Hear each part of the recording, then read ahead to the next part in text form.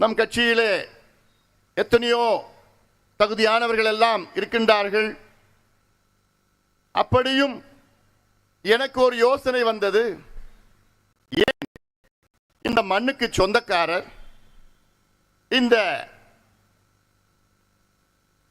தகுதியான ஒரு வேட்பாளர்,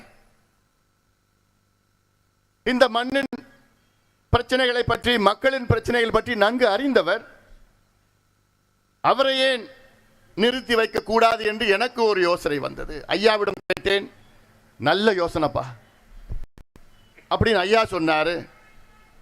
உடனடியாக அவருக்கு அலைபேசியிலே கைபேசியிலே தொடர்பு கொண்டேன். பாட்டாளி மக்கள் கட்சியின் வேட்பாளராக நீங்கள் நிற்கிறீர்களா என்ற கேள்வி கேட்டேன்.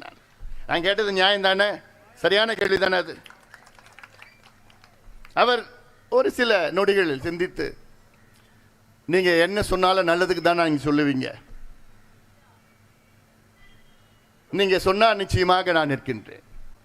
அழகி திரைப்படமா, பள்ளிக்கூடமா, களவாடிய பொழுதுகளா, கருமேகம் கலங்குகின்ற, இதெல்லாம் நான் பேச வரல, அது உங்களுக்கு தெரியும். நான் பேச வந்தது ஏன் நம்ம கூட்டணியில் அவர் போட்டியிடுகின்றார். அவர் சினிமா துறையில் ஒரு சிலர் அவரை பார்த்து, ஏன் தங்கர் இப்படி பண்ணிட்டீங்க, ஏன் பிஜேபி கூட்டணியில் போய் சேர்ந்துட்டீங்க, இந்த கேள்வியெல்லாம் அவர்கிட்ட கேட்டிருக்கிறாங்க.